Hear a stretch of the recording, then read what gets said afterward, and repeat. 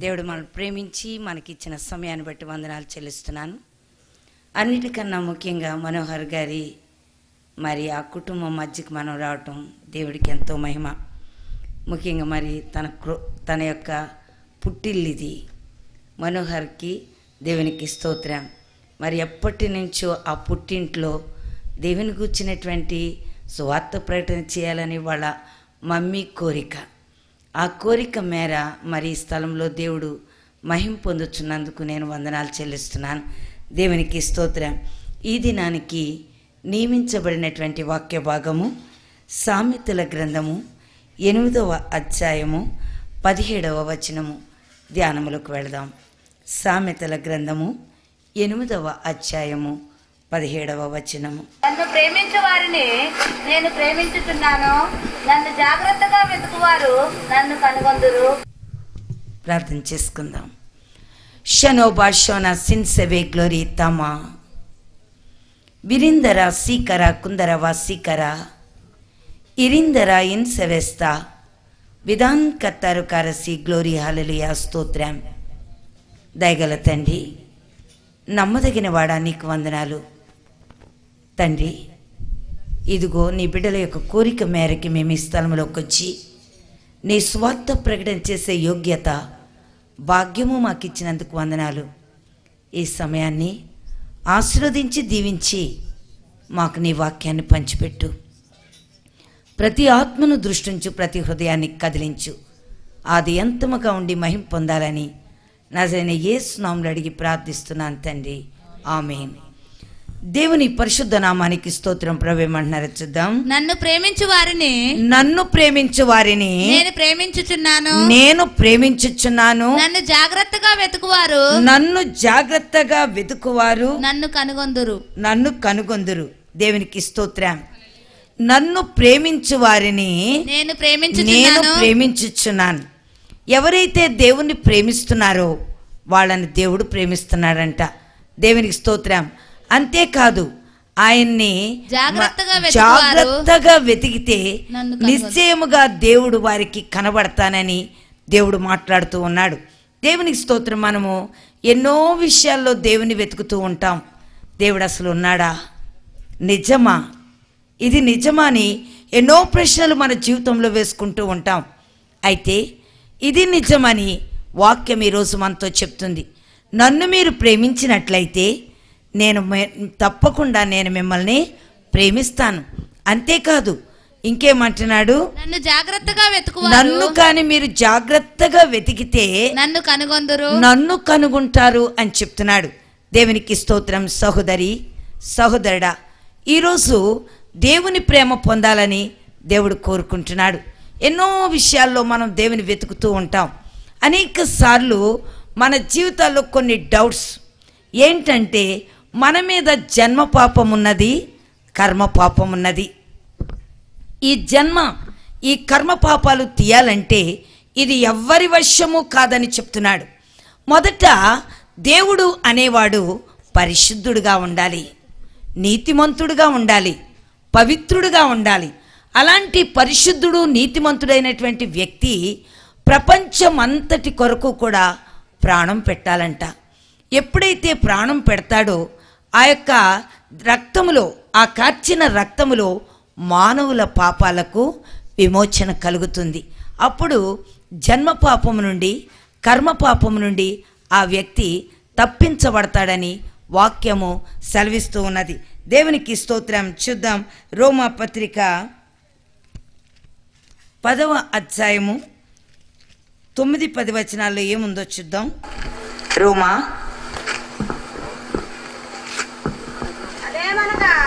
యేసు ప్రభువుని నీ నోటితో ఒప్పుకొని దేవుడు మృతుల్లో నుండి ఆయన లేపినని నీ హృదయమందు విశ్వసించినడలా నీవు రక్షింపబడదువు. దేవునికి స్తోత్రం. నీ ఆత్మ రక్షణ కావాలి. ఆత్మకు రక్షణ కావాలంటే ఏమంటున్నాడు అక్కడ?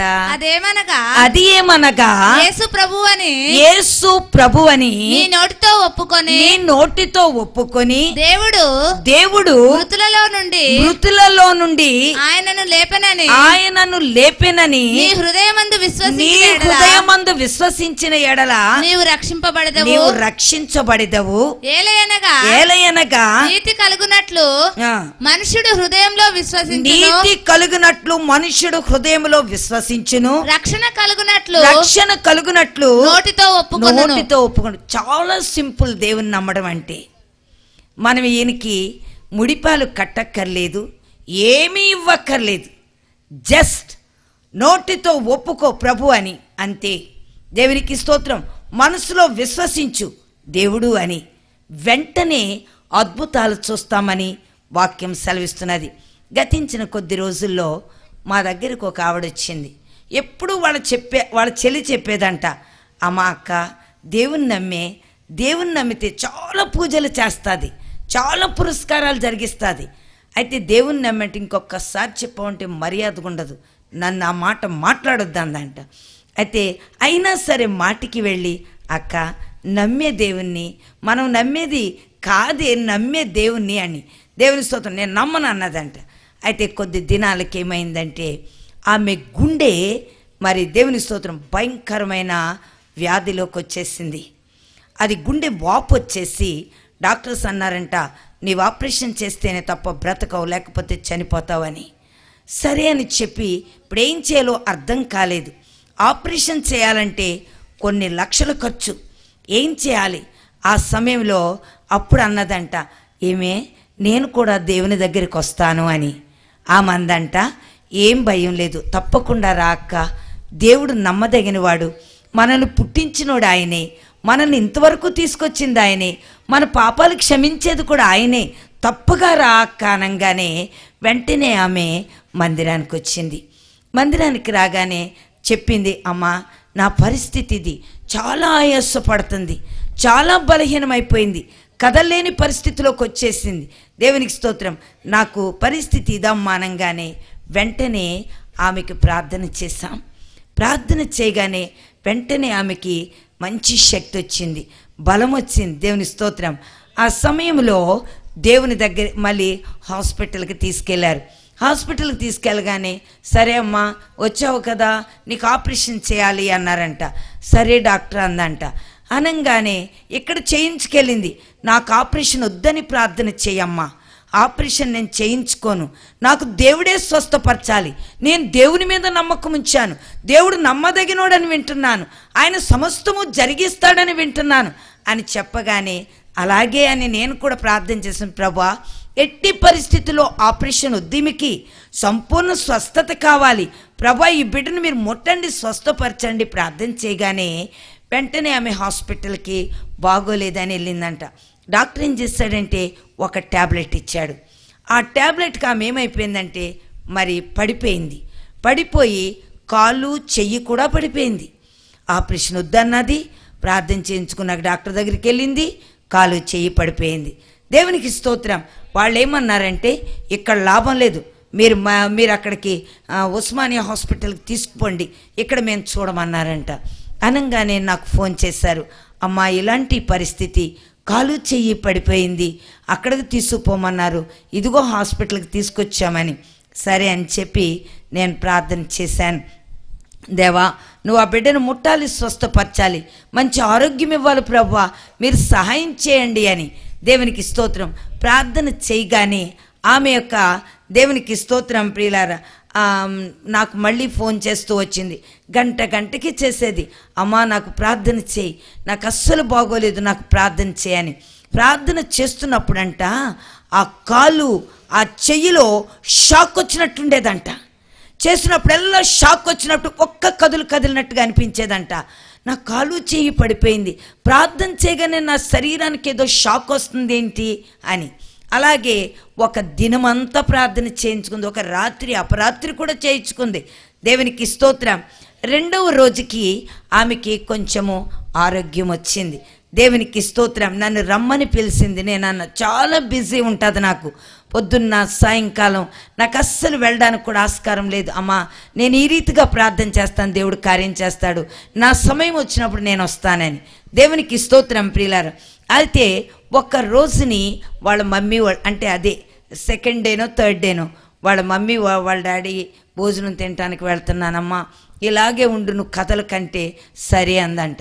వాళ్ళ అమ్మ వాళ్ళ నాన్న భోజనం తినడానికి ఖచ్చితంగా ఎవరో ఒకళ్ళు ఆమె పక్కకు ఉండాలంట. ఎందుకో సడన్గా వాళ్ళిద్దరూ వెళ్ళేసరికి ఈమెం చేసింది, హల్లెలూయా యేసయ్యా యేసయ్యా అనుకుంటా పటక్కన లెగిసిపోయిందంట. కాలు వచ్చేసింది, చెయ్యి వచ్చింది. 3 దినాలకి అంత స్వస్థత అంటే మామూలు మాట. హల్లెలూయా. అందుకే దేవుడు ఏమంటున్నాడు, నన్ను కనుగొనివాడు నన్ను ప్రేమించువాడు నేను ప్రేమిస్తాను. నన్ను ప్రేమించవా, నేను నిన్ను ప్రేమిస్తాను. నీ రోగాలు, నీ బలహీనతలు, నీ సమస్తాన్ని సర్వాన్ని తీసి బాగు చేయగలిగిన శక్తివంతుడని నేనే. ఆమె ప్రేమించింది. మొదట ఆమె ప్రేమించలేదు గనుక దేవునికి స్తోత్రం ప్రియులారా. తర్వాత మరి 4-5 రోజులకే డిశ్చార్జ్ అయి వచ్చేసింది కూడా. 1 వీక్ కూడా ఆ హాస్పిటల్ ఆమె లేదు. చక్కగా లేచిపోయింది, నడిచేస్తుంది, చెయ్యిది అయిపోయింది, అన్నీ మంచిగా అయిపోయినాయి. దేవుణ్ణి ప్రేమించినట్లయితే దేవుడు నిన్ను ప్రేమిస్తానని చెప్తున్నాడు. నిశ్చయముగా దేవునికి స్తోత్రం ప్రియులారా. ఇంకేమంటున్నాడు చూడండి, 21వ వచనం చూద్దాం. నన్ను ప్రేమించు వారిని ఆస్తికర్తలుగా చేయుదును, వారి నిధులను నింపుతాను అంటున్నాడు. దేవునికి స్తోత్రం. చూడండి, దేవుణ్ణి ప్రేమించటంలో ఎన్ని లాభాలున్నాయో. నన్ను ప్రేమించు వారిని ఏమంటున్నాడు, నేను ప్రేమిస్తానని చెప్తున్నాడు. దేవునికి స్తోత్రం. నన్ను ప్రేమిస్తే నేను వారిని ఆస్తికర్తలుగా చేస్తానంటున్నాడు. నిజంగా మనకి దేవుణ్ణి ప్రేమించటం గాని వస్తే నిశ్చయంగా నువ్వేది అడిగితే అది ఇవ్వడానికి సిద్ధంగా ఉన్నాడు. దేవునికి స్తోత్రం. కానీ మనం ఆయన ప్రేమించటం లేదు కనుక మనకేమీ దొరకటం లేదు. రెండవది, ఆత్మకు రక్షణ కూడా కావాలి. కేవలం మనం శరీరం కొరకే ఆలోచన చేస్తాం, శరీరమే ఇంపార్టెంట్ అనుకుంటాం, కానీ ఆత్మ కూడా ఉంది. ఈరోజు నేను చనిపోతే ఎక్కడికి వెళ్తాను? ఎప్పుడైనా ప్రశ్న వేసుకున్నామా? ఎవ్వరూ వేసుకోలేదు. దేవునికి స్తోత్రం. శారీరకముగా ఈ లోకములో జీవిస్తాము, చనిపోయిన తరువాత ఎవరు మనల్ని రక్షించాలి? అందుకే ఈయన ఆత్మలకు రక్షకుడు, ఆత్మలను రక్షించేటటువంటి వాడు. శరీరంతో దేవునికి స్తోత్రం జీవించినంత కాలము నిన్ను దీవిస్తానంటున్నాడు, నిన్ను ప్రేమిస్తానంటున్నాడు, నేను ఆస్తికర్తలుగా చేస్తానంటున్నాడు. దేవునికి స్తోత్రం. అంతేకాకుండా ఆ యొక్క శరీరమును కోల్పోయిన తర్వాత నీ ఆత్మ కూడా ఆయన సన్నిధిలో ఉంటుందని చెప్తున్నాడు. క్రైస్తవత్వానికి మరణము ఉండదు. దేవుని స్తోత్రం. మరణము అంటే నరకం. దేవుని నమ్మిన బిడ్డలకి నరకం ఉండదని వాక్యం చెప్తూ ఉన్నది. దేవునికి స్తోత్రం. 34-35 వచనాలు చూద్దాం. అనుదినము నా గడప యొద్ద కనిపెట్టుకొని నా ద్వారబంధముల యొద్ద కాచుకొని నా ఉపదేశము వినువారు ధన్యులు. అనుదినము కూడా ఎలాగుండాలంట? నా గడప యొద్ద కనిపెట్టుకుని ఉండాలంట. హల్లెలూయా, హల్లెలూయా. దేవుని స్తోత్రం. అంటే అనుదినము కూడా ఆయన సన్నిధి దగ్గర కూర్చుని ఆయన మాటలు వింటూ ఉండాలంట. ఆయన మాటలు వింటూ ఉంటే నీ ఆత్మకేమవుతుంది? శక్తి, బలము సమకూరుతుంది. ఆత్మ సంబంధమైన ధైర్యం. దేవునికి స్తోత్రం. ఈమె దేవుణ్ణి నమ్మనంత వరకు ఆమెకు ఆ ధైర్యము లేదు. ఎప్పుడైతే దేవుణ్ణి నమ్మిందో ఆమెకి గొప్ప ధైర్యం వచ్చేసింది. దేవుని స్తోత్రం. దేవుడు నన్ను రక్షిస్తాడు, దేవుడు నన్ను స్వస్థపరుస్తాడనే ధైర్యం వచ్చి చటక్కన లేచింది. దేవుని స్తోత్రం. నేను ఇక్కడికి రాకముందే ఆమె డిశ్చార్జ్ అయ్యి ఇంటి మందిరానికే వచ్చింది. దేవుని స్తోత్రం. నేను ఆమెకి ప్రేయర్ చేసి నేను మళ్ళీ తిరిగి ఇక్కడికి వచ్చాను. దేవునికి స్తోత్రం. ప్రియులారా, ఈరోజు దేవుడు మనతో మాట్లాడుతున్నాడు. ఎన్నడూ కూడా ఆయన విడిచిపెట్టే దేవుడు కాదు.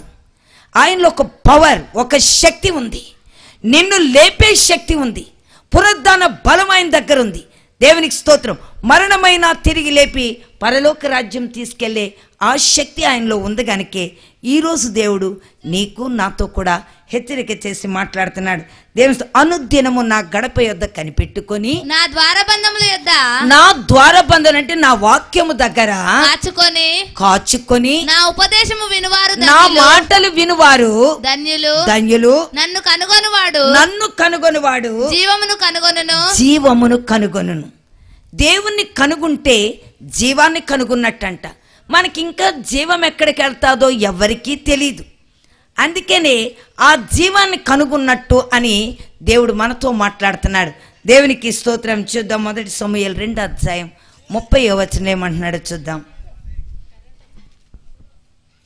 1 సమూయేలు 2:30. నీ ఇంటి వారును నీ పితరుని ఇంటి వారును నా సన్నిధిని నీ ఇంటి వారును నీ పితరుల ఇంటి వారును నా సన్నిధిని యాజకత్వము జరిగించుదురని యెహోవా ఆజ్ఞ ఇచ్చినను. ఇప్పుడు అది నా మనస్సునకు కేవలము ప్రతికూలమాయనని ఇశ్రాయేలీల దేవుడైన యెహోవా సెలవిచ్చుచున్నాడు.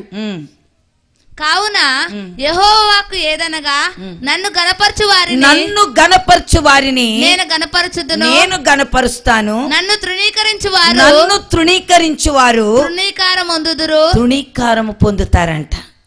నన్ను గణపరచు వారిని నేను గణపరుస్తాను. ఒకవేళ నన్ను తృణీకరించితే నేను కూడా వారిని తృణీకరిస్తాను. ఈరోజు దేవుని గణపరచాలని కోరుకుంటున్నాడు. దేవుని గణపరిచినట్లయితే నీకు కూడా దేవుడు ఏం తీసుకొస్తాడంట? ఘనత తీసుకొస్తాడంట. ఒకవేళ దేవుని తృణీకరించావనుకో దేవుడు కూడా నిన్ను తృణీకరిస్తానని చెప్తున్నాడు. అందుకే దైవ వాక్యం ఈరోజు మనతో మాట్లాడుతూ వస్తున్నది. దేవునికి స్తోత్రం. సహోదరి సహోదరుడా, దేవుడు అంటే సామాన్యుడు కాదు. ఆయన సర్వశక్తి గల దేవుడు. ఆయన చనిపోయి 3వ దినాన్ని లేచినటువంటి వాడు. దేవునికి స్తోత్రం. ఆయన దగ్గర పునరుద్ధాన శక్తి ఉంది. అందుకనే ఆయన యొక్క శక్తిని బట్టి దేవుడు తన బిడ్డల్ని లేపుతానని వాగ్దానం చేస్తున్నాడు. దేవుని స్తోత్రం. ఎవరు నమ్మినా సరే, ఎవరు మొరపెట్టినా సరే వెంటనే దానికి జవాబిచ్చి మాట్లాడుటకు శక్తివంతుడు. దేవునికి స్తోత్రం. ఇక్కడ కీర్తన 91:14 ప్రభు ఏమంటున్నారు చూద్దాం. కీర్తనలు 91:14 వచనం. అతడు నన్ను ప్రేమించుచున్నాడు గనుక నేను అతన్ని తప్పించెదను. అతడు నా నామమును ఎరిగినవాడు గనుక నేను అతన్ని గణపరచెదను. నేను అతనిని గణపరుస్తాను. దేవుని స్తోత్రం. అతడు నన్ను ప్రేమిస్తున్నాడు గనుక నేను అతన్ని గణపరుస్తాను అంటున్నాడు. హల్లెలూయా. అతడు నన్ను ప్రేమించుచున్నాడు. ప్రతి కీడు నుంచి, ప్రతి అపాయం నుంచి నేను అతన్ని తప్పిస్తాను. దేవునికి స్తోత్రం. ఈ భయంకరమైన మరి ఈ మరణ వేదన నుంచి, మరణ వేదన అంటే నరకము, ఆ నరకము నుండి నేను తప్పించి, దేవునికి స్తోత్రం, అతడు నన్ను ప్రేమించుచున్నాడు గనుక నేను తప్పించెదను. అతడు నా నామమును ఎరిగినవాడు గనుక నేను అతన్ని గణపరచెదను. హల్లెలూయా. అతనికి ఘనత కూడా దేవుడు తీసుకొస్తాడంట. ఈ భూలోకంలో ఘనత కొరకు ఎంతో ప్రయాసపడుతుంటారు మనుషులు, కానీ వారికి అలాంటి ఘనత దొరకదు. సరే, ఒక సీఎం ఉన్నాడు, పిఎం, వాళ్ళందరూ ఉన్నారు అనుకుందాం. వాళ్ళ ఘనత ఎంతవరకు ఉంటుంది? ఒక 5 సంవత్సరాలు, ఒక 10 సంవత్సరాలు. వాళ్ళు ఎంతకాలం అక్కడ అధికారంలో ఉంటే అంతకాలమే ఘనత. అంతే కదా? దేవుని స్తోత్రం. అంతకన్నా ఎక్కువ ఘనత ఉంటుందా? లేదు. కానీ దేవునిలో ఉన్నటువంటి వ్యక్తులకి ఎంతైనా ఘనత ఉంటుంది. దేవునికి స్తోత్రం. అందుకే నేను వారిని ఘనపరుస్తానని దేవుడు మాట్లాడుతున్నాడు. హల్లెలూయా, హల్లెలూయా. దేవునికి స్తోత్రం. దేవుడు ఎన్నడూ కూడా మనల్ని విడిచిపెట్టే దేవుడు కాదు. నువ్వు ఏ రూపంలోనైనా ప్రార్థన చెయ్యి. దేవునికి స్తోత్రం. ఏ రీతిగానైనా ప్రార్థన చెయ్యి. నిశ్చయముగా నీ మొర ఆలకించి ఆయన తప్పకుండా నీకు సహాయం చేస్తానని వాగ్దానం చేస్తున్నాడు. నమ్ముట నీ వలనైతే సమస్తము సాధ్యమే. దేవుని స్తోత్రం. నమ్మంతే. ఆయన ఎన్ని కార్యాలు నీ పక్షంలో చేస్తుంటాడో, అద్భుతాలు ఎన్ని జరుగుతాయో నువ్వు కన్నులారా చూస్తావు. దేవునికి స్తోత్రం. అన్నిటికన్నా ముఖ్యంగా ఇప్పుడు మనం ఉన్నది ఆఖరి గడియ. ప్రపంచము సంపూర్ణమయ్యే కాలంలోకి మనం వచ్చాం. ఈ అంతిమ కాలంలో ఉన్నటువంటి మనము పరలోక రాజ్యం చేరడానికి సిద్ధపడాలని దేవుడు మనతో మాట్లాడుతున్నాడు. ఎందుకంటే ఈ ఆఖరి గడియలు, ఈ అంతిమ కాలాల్లో మనం జీవిస్తున్నామంటే ఇవన్నీ కూడా భయంకరమైన కాలాలు. అనేకమైన మనుష్యులకు సాధ్యం కాని సంగతులు ఈ భూలోకంలో ఎన్నో జరగబోతున్నాయి. అలాంటప్పుడు దేవుని నమ్మినటువంటి వారిని దేవుడు ఏమంటున్నాడు? నేను మిమ్మల్ని తప్పిస్తా, ఇలాంటి భయంకరమైన స్థితిలో నుంచి మిమ్మల్ని తప్పించి నేను మిమ్మల్ని ప్రత్యేకించుకుంటానని దేవుడు మాట్లాడుతున్నాడు. కనుక దేవుని స్తోత్రం. అన్నిటికన్నా నీకు రక్షణ భాగ్యం దొరుకుతున్నది. దేవుని నమ్మిన బిడ్డలకి రక్షణ తప్పదు. దేవునికి స్తోత్రం ప్రియులారా. అదే ఈరోజు మనతో మాట్లాడుతున్నాడు. యోహాను 14:21 ఏముందో చూద్దాం. 14:21. నా ఆజ్ఞలను అంగీకరించి వాటిని గైకొనువాడు, నా ఆజ్ఞలను అంగీకరించి వాటిని గైకొనువాడే నన్ను ప్రేమించువాడు. దేవునికి స్తోత్రం. నా ఆజ్ఞలను గైకొని, నా ఆజ్ఞలను అంగీకరించి వాటిని గైకొనువాడే, వాటిని ఎవరైతే అనుసరించి నడుస్తారో నన్ను ప్రేమించువాడు నా తండ్రి వలన ప్రేమింపబడును. దేవునికి స్తోత్రం. నా ఆజ్ఞలను గైకున్నట్లయితే అతను నన్ను ప్రేమిస్తున్నట్టు. నిజంగా దేవుణ్ణి ప్రేమిస్తున్నావని నిన్నేమీ దేవుడు అడగలేదు. బంగారం అడగలేదు, వెండి అడగలేదు, నీ డబ్బు అడగలేదు, ఏది అడగలేదు. ఒక్కటే అడిగాడు, నా ఆజ్ఞలు మాత్రము గైకొనండి. ఏది ఈజీగా ఉంది? ఆజ్ఞలు గైకొనటం ఈజీగా ఉందా? ఆచారం చేయటం ఈజీగా ఉందా? హల్లెలూయా. దేవునికి స్తోత్రం. ఆజ్ఞ గైకొనటం. అమ్మ వెళ్ళి పని చెయ్యి అంటున్నాను, అది పెద్ద పనా? చెయ్యమ్మా, ఇంకేమొద్దు అన్నాను అనుకో. లేదంటే నువ్వు పొద్దున్నే లేచి అది చేసి ఇది చేసి అవి చేసి ఈ చేసి మొత్తం అంతా చేశాక అప్పుడు నీకు మేలు చేస్తానంటే అది కష్టమా ఇది కష్టమా? దేవునికి స్తోత్రం. అందుకే వట్టి ఆజ్ఞలు గైకొనండి, నేను మీకు మేలు చేస్తానంటున్నాడు.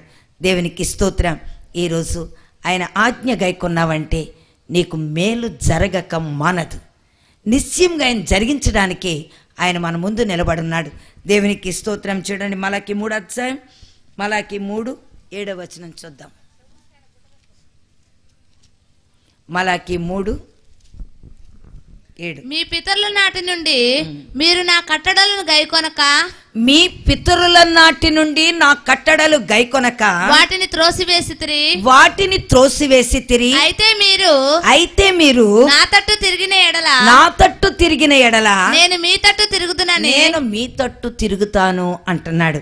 దేవుని స్తోత్రం. పితరుల నాటి నుంచి మనకి మొట్టమొదట దేవుడున్నాడు. మనుషులు ఏం చేశారంటే దేవుడు చెప్పిన మాట వినటం ఇష్టపడక వాళ్ళు ఏం చేశారు తెలుసా? నాకు డబ్బు కావాలోయ్ అన్నాడంతే. అయితే సరే, నీకు డబ్బు కావాలంటే నువ్వు డబ్బు దేవుడిని మొక్కుక అన్నాడు. డబ్బు దేవుడు ఉన్నాడా సపరేట్గా? దేవుడు ఎంతమంది ఉన్నారు? ఒకలా ఇద్దరమ్మా? హల్లెలూయా. దేవుడు ఒక్కడే కదా. నాకు డబ్బు కావాలని ఈయన డబ్బు రూపం వేసేసుకున్నాడు. నాకు ఇంకోటి కావాలని ఆయన అటు వెళ్ళిపోయాడు. ఇంకోటి కావాలని ఇంకా ఎప్పటి నుంచి మొదలెట్టారు వీళ్ళు? పితరుల నాటి కాలం నుంచే మొదలుపెట్టారు. అలనాడు ఎప్పటి నుంచో వాళ్ళ సొంత ఆలోచన, సొంత తలంపులతోటి అసలైన దేవుని విడిచిపెట్టేసి ఎటు వెళ్ళిపోయారు వీళ్ళు? తమ సొంత మార్గాల తట్టు వెళ్ళిపోయారు. అదే దేవుడు అంటున్నాడు ఈరోజు. ఏమంటున్నాడు? నీ పితరుల నాట నుండి మీరు నా కట్టడలను నేను చెప్పిన మాట వినక వాటిని త్రోసివేసితిరి. అయితే మీరు నా తట్టు మరలా ఒకవేళ తిరిగినట్లయితే నేను మీ తట్టు తిరుగుదునని సైన్యములకు అధిపతియగు యెహోవా సెలవీయగా మేము దేని విషయంలో తిరుగుదుమని మీరందరూ మీరు నా తట్టు తిరగండి అని చెప్తున్నాడు. ఈరోజు దేవుని తట్టు తిరిగినట్లయితే నీకు సస్య శ్యామలము లాంటి జీవితం దేవుడు ఇవ్వబోతున్నాడు. దేవునికి స్తోత్రం. చాలామంది అది ఒట్టి మాట అనుకుని ఆయన తట్టు నుంచి తొలగిపోతున్నాం. ఈరోజు దేవుడు అదే సంగతిని మనతో మాట్లాడుతూ వస్తున్నాడు. దేవునికి స్తోత్రం. జకర్యా 1వ అధ్యాయం 3వ వచనంలో ఏమంటున్నాడో చూద్దాం. జకర్యా 1వ అధ్యాయం 3వ వచనం. కాబట్టి నీవు వారితో ఇట్లనము, సైన్యములకు అధిపతి యెహోవా సెలవిచ్చినదేమనగా, మీరు నా తట్టు తిరిగిన ఎడల నేను మీ తట్టు తిరుగుదునని సైన్యములకు అధిపతి యెహోవా సెలవిచ్చుచున్నాడు. ఏమి తెమ్మని చెప్పాడా? నా ఆజ్ఞలు చెయ్యండి అంతే అన్నాడు. ఇంకేమీ ఆయన అడగలేదు. అలా తిరిగినట్లయితే నేను మీ తట్టు తిరిగి మీ మనవి నేను ఆలకిస్తానని చెప్తున్నాడు. ఈరోజు ఎంతోమందిని ఆయన ఎవరిని నెట్టివేయలేదు. మనందరం కూడా ఆయన సంతానమే. నువ్వు ఎవరివైనా కావచ్చు, క్రైస్తవుడు కావచ్చు, ముస్లిం కావచ్చు, హిందూ కావచ్చు, ఎవరైనా కావచ్చు. మనందరం కూడా ఒకని సంతానం, దేవుని సంతానం. దేవునికి స్తోత్రం. ఆ సంతానమైనటువంటి మనము దేవునికి స్తోత్రం ఆయన సన్నిధిలో యథార్థముగాను నమ్మకముగా ఉన్నట్లయితే నిశ్చయముగా నీ తట్టు తిరిగి నీ పక్షంలో గొప్ప కార్యాలు చేస్తానని, నీకేది అవసరమో నన్ను అడిగితే నేను జరిగిస్తానని దేవుడు మాట్లాడుతున్నాడు. దేవునికి స్తోత్రం. ఈరోజు నా సహోదరి సహోదరుడా, జీవం గల దేవుని వెతకాలని దేవుడు కోరుకుంటున్నాడు. లోకం అనేది ఒక దినం మనం విడిచిపెట్టవలసిన పరిస్థితుల్లో ఉన్నాం. ఎప్పటికైనా లోకాన్ని విడిచిపెట్టాలి. ఎంతమంది ఇప్పటి వరకు లోకంలో బ్రతికిన వాళ్ళు కనపడ్డారు మనకి? ఎవరైనా ఉన్నారా? ఎవ్వరూ లేరు. అందరూ కూడా ఏదో ఒక తమ కాలంలో వెళ్ళిపోతున్నారు. దేవుని స్తోత్రం. మానవుని జీవనము గాలి బుడగ లాంటిదంట. అది ఒకవేళ మన మీద వీచినట్లయితే ఆ మానవుని జీవితం అంతటితోటే అంతమైపోద్ది. ఈ అంతమైపోయేటటువంటి ఈ జీవితాన్ని మనం ఎంతగానో ప్రేమించి దేవుని దగ్గర నుంచి మనం దూరంగా వెళ్ళిపోతున్నాం. కొద్ది కాలము బ్రతుకు కొరకు మనము జీవము వదులుకొని, అంటే ఈ నిత్యము జీవించేటటువంటి ఆ జీవాత్మను వదులుకొని మనము ఈ లోకంతో సరిపెట్టుకుని నాశనానికి వెళ్ళిపోతున్నాం. దేవునికి స్తోత్రం. మొన్నొకసారి సైంటిస్టులు మరి వాళ్ళకి ఒక పెట్టి కనపడ్డదంట. వాళ్ళు సైంటిస్టులు ఈ క్రైస్తవత్వం నిజమా? యేసు ప్రభు చనిపోయాడా? రక్తం కార్చాడా? ఇది నిజమా? ఇది నిజంగా ఇంకా ఏమైనా ఉందా? అయినా చూద్దామని చెప్పి సైంటిస్టులు వెతుకుతూ ఉన్నారంట. వెతుకుతూ ఉండేసరికి ఒక పెట్టి కనపడ్డదంట వాళ్ళకి. ఆ పెట్టి మీద ఒక రక్తపు బొట్టు కనబడుతుందంట. ఈ పెట్టి మీద ఉన్న రక్తపు బొట్టు ఏంటి, ఏమై ఉంటుంది అని బైబిల్లో ఏం చెప్తున్నాడంటే, ఆయన శిలువ మరణం పొందినప్పుడు ఆ కరుణాపీఠం అనేది ఒకటి ఉండేది. ఆ కరుణాపీఠము ఆ శిలువకి క్రింద ఉంది. ఆ శిలువ పైని కొండ మీద ఉంటే ఆ క్రింద భాగములో ఆ యొక్క కరుణాపీఠాన్ని కప్పెట్టారంట. అందులో మందస్సము అంటారు. అందులో పూర్వకాలపు మన్నా, తర్వాత మరి ఆ యొక్క చిగురించేటటువంటి కర్రలు, పలకలు, ఇవన్నీ కూడా అందులో ఉండి వాడు ఎప్పుడో శత్రువుని బట్టి అవి కప్పెట్టేశారు, వదిలిపోయింది. ఇక దాని తర్వాత దాన్ని ఎవరూ పట్టించుకోలేదు. ఈ సైంటిస్టులు తవ్వుతూ ఎప్పుడు తవ్వుతూనే ఉంటారు, భూమిలో ఇంకా ఏమైనా ఉన్నాయని. అలా తవ్వుతూ ఉండగానే ఆ యొక్క పీఠము, దాని మీద రక్త బొట్టు కనపడ్డదంట. వెంటనే సైంటిస్టులు అది తీసుకొచ్చి ఏమై ఉంటుంది రక్త బొట్టు అని చెప్పి ఆ రక్తాన్ని టెస్ట్ చేస్తే అందులోనంట జీవం అనేది కదులుతుందంట. 2000 సంవత్సరాల క్రితము దేవుడు కార్చిన రక్తము ఇంకా అందులో ఏముందంట? జీవం ఉందంట. రక్తము మానవునికి ప్రాణము. ఈ ప్రాణము, ఈ రక్తం ఎప్పుడైతే పోతాదో మనిషి ఏమైపోతాడు? వెంటనే చనిపోతాడు. వాడు మరలా తిరిగి బ్రతకడు. మరలా వాని రక్తములో ఏమీ కూడా ఉండదు. కానీ ఈ రక్తంలో జీవం ఉందంట. సైంటిస్టులు దాన్ని టెస్ట్ చేశారు. అందులో క్రోమోజోమ్స్ అన్ని కదులుతున్నాయంట. ఏమై ఉంటుందని అవి టెస్ట్ చేస్తే అందులో మరి తల్లి క్రోమోజోములు తప్ప తండ్రి క్రోమోజోములు అందులో లేవంట. సాధారణంగా మన రక్తములో తండ్రివి ఉంటాయి, తల్లివి ఉంటాయి. కానీ ఈ రక్తంలో తండ్రివి లేవు, తల్లివి మాత్రమే ఉన్నాయి. అందుకే మరియమ్మకి వివాహం అయితే దేవుడు పుట్టలేదు. పరిశుద్ధాత్మ కమ్ముకున్నందువల్ల ఆమె క్రోమోజోములు తప్ప ఇంకా తండ్రివి అన్నవి అందులో కనబడలేదు. వాళ్ళకి చాలా ఆశ్చర్యం కలిగిందంట. ఎవరిదై ఉంటుంది? సైంటిస్ట్ అన్నవాడు ఒక మతానికి చెందిన వ్యక్తి కాదు, మతాన్ని ఒప్పుకునే వ్యక్తి కాదు. అయినను తాను టెస్ట్ చేసినప్పుడు ఇది చూసి చాలా ఆశ్చర్యం అనిపించిందంట. ఏంటి ఇవి కథలటం ఏంటి, ఇందులో జీవం ఉన్నదని. దేవునికి స్తోత్రం. వాళ్ళ గ్రంథాలన్నీ చూసినప్పుడు బైబిల్లో క్రీస్తు కార్చిన రక్తపు మందస్సమని గమనించి దేవుని స్తోత్రం వెంటనే దాన్ని మాకు పంపించారు వాళ్ళు. అంటే పంపించడం అంటే వాళ్ళు మరి దాన్ని కనుగొని ఒక దానిలో రాశారు. అది మా దగ్గరకు వచ్చింది, మేము కూడా చూసాం. దేవునికి స్తోత్రం ప్రియులారా. ఇది సత్యం అని ఈరోజు సైంటిస్ట్ అంటున్నాడు. బైబిల్ సత్యం, యేసు ప్రభు సత్యం, అతనికి తండ్రి లేడు అని చెప్పటం కూడా సత్యమే.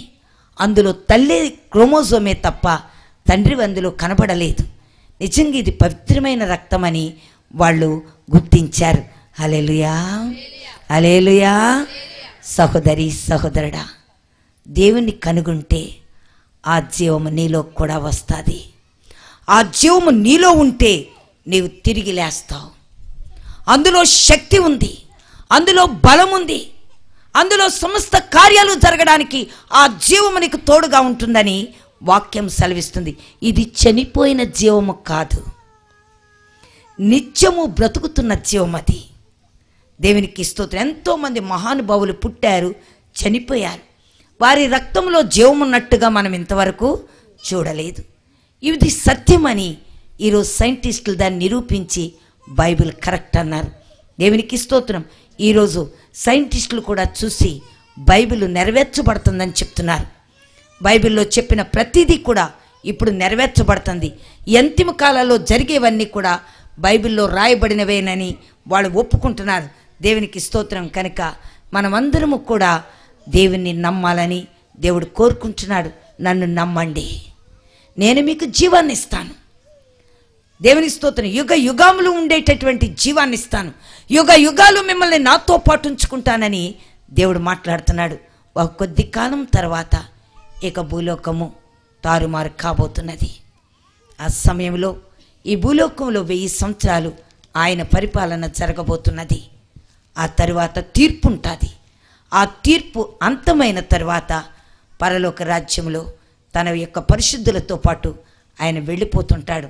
కనుక మనందరం కూడా ఈ జీవంలోకి రావాలని దేవుడు కోరుకుంటున్నాడు. దేవునికి స్తోత్రం. రోమాపత్రిక 8వ అధ్యాయం 1వ వచనం చూద్దాం. చూడండి, రోమాపత్రిక 8 1వ వచనం. కాబట్టి ఇప్పుడు క్రీస్తు యేసునందున్న వారికి ఏ శిక్షా విధి కాబట్టి ఇప్పుడు క్రీస్తు యేసునందున్న వారికి ఏ శిక్షా విధియు లేదు. క్రీస్తు యేసునందు జీవమునిచ్చు ఆత్మ యొక్క నియమము పాప మరణ నియమముల నుండి నన్ను విడిపించింది. ఇక పాపము నుంచి నాకు దూరం చేసింది, మరణము నుండి నాకు దూరం చేసింది. ఆయన యొక్క జీవము నాలో ఉన్నందువల్ల ఇక నాకు శిక్ష అన్నది లేదు. హల్లెలూయా, హల్లెలూయా. పాపపు విడుదల నీకు నాకు కలిగిపోతుంది. సహోదరుడా, ఈరోజు ఆయన నిత్య జీవి అని మీరు సాక్ష్యపూర్వకంగా విన్నారు. ఇది సత్యం. అది మా దగ్గర ఉన్నటువంటి డివిడీలో ఆ సత్యం రాయబడి ఉంది. ఇప్పుడు మనందరం కూడా ఆ పరలోక సత్యం తట్టు వెళ్ళాలని దేవుడు కోరుకుంటున్నాడు. దేవునికి స్తోత్రం. చివరిగా నేను ఇంకా ముగిస్తున్నాను. దేవునికి స్తోత్రం. ఇక్కడ యెషయా 5వ అధ్యాయం 4వ వచనం చూద్దాం. త్వరగా నేను ఇక ముగించేస్తాను. యెషయా 5:4. నేను నా ద్రాక్ష తోటను చేసిన దానికంటే మరి దానికి ఏమి చేయగలను?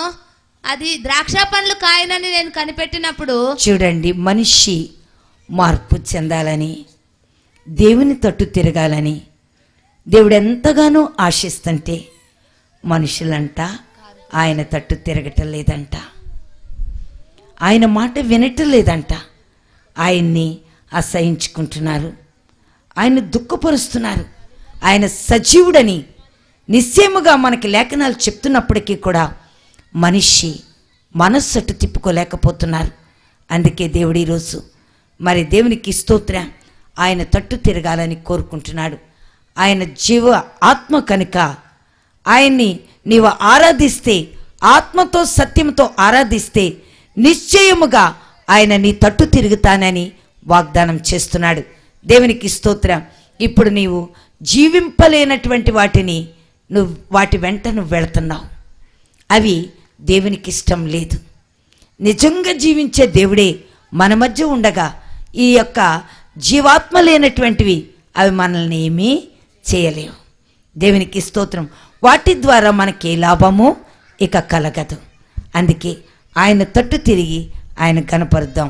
అందరం కూడా మోకరిద్దాం. దేవుడి వాక్యం దీవించునుగాక. అందరం మోకరిద్దాం.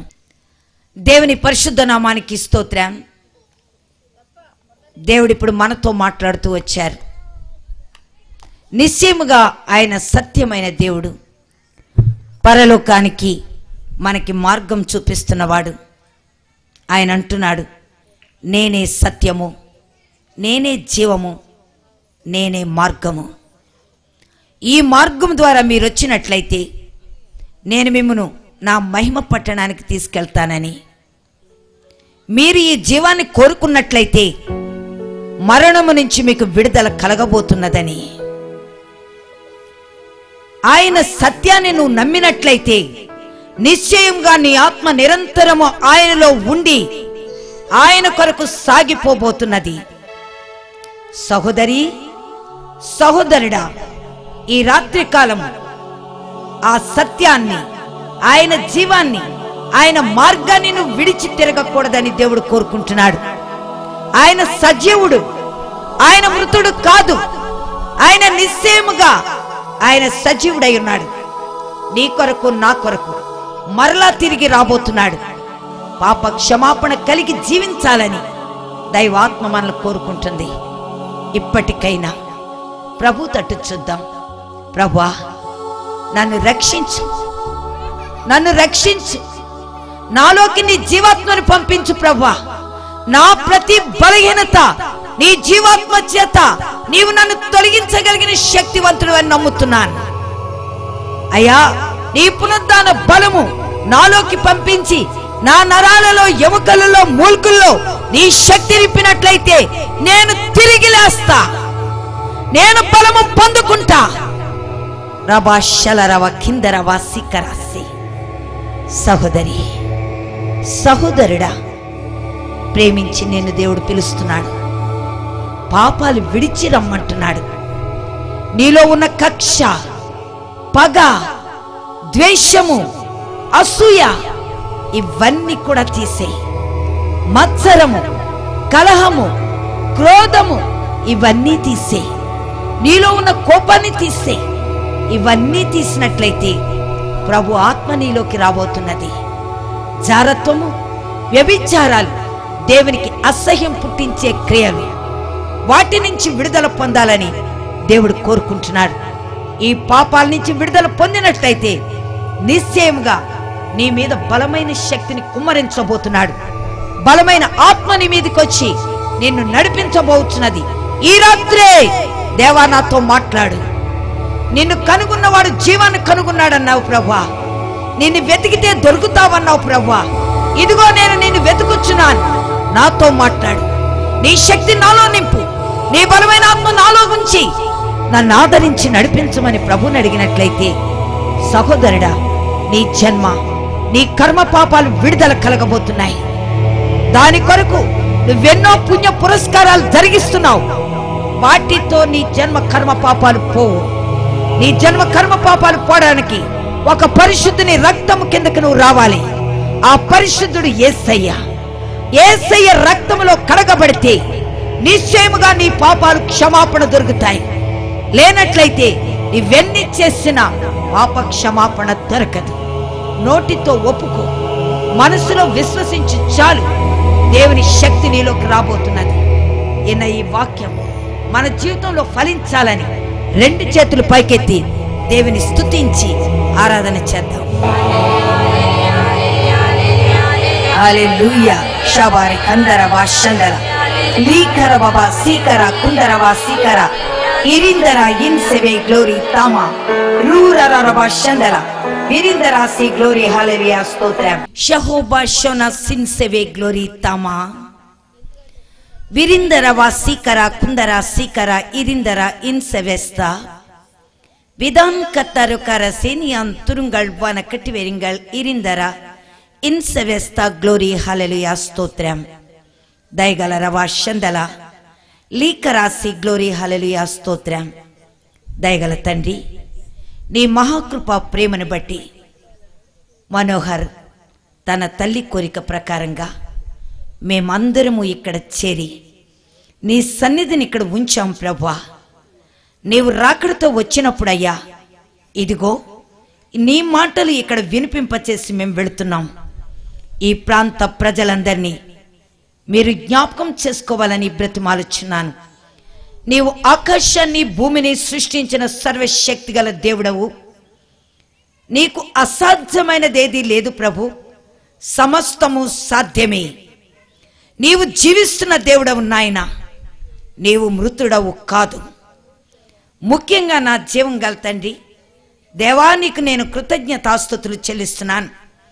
దేవా, సమస్తమైన జన్మ కర్మ పాపం నుంచి నీ బిడ్డలకు విడుదల కలిగించడానికి ఈ ప్రాంతానికి నువ్వు వచ్చావు, మాట్లాడావు ప్రభువా.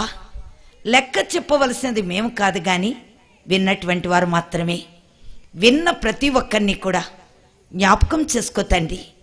నీ మాటలకు ఎవరైతే హృదయం ఇచ్చారో అటువంటి వారికి నీ రక్షణ భాగ్యం దయచేయి నాయనా. వారికి విడుదల కలిగించు, ఘనత పొందు. ప్రతి శత్రు అంధకార శక్తులు బంధకాల్లో ఉన్న వారిని బయటకు లాగాలని బ్రతిమాలుచున్నాను. మీరు మహిమ పొందాలని అడుగుచున్నాను. కూడిన బిడ్డలందరినీ దీవించు, ఆశీర్వదించు, మహిమ పొందు. నిరంతరము నీ కృపా కాపుదల వారి మీదుంచి నడిపించాలని నజరేని యేసు నామములో అడిగి ప్రార్థిస్తున్నాను తండ్రి. ఆమేన్. తండ్రి యొక్కయు కుమారుని యొక్కయు పరిశుద్ధాత్మ నామము యొక్కయు నిరంతరము ఇక్కడున్నటువంటి కుటుంబాలకు వచ్చిన బిడ్డలకు అందరికీ ఎల్లప్పుడూ తోడైయుండును గాక. ఆమేన్. యేసు రక్తమే జయం, ప్రభు యేసు నామమే జయం, ప్రభు యేసు రక్తమే సంపూర్ణ విజయం కలుగును గాక. ఆమేన్. హల్లెలూయా. హల్లెలూయా. హల్లెలూయా. ఆమేన్.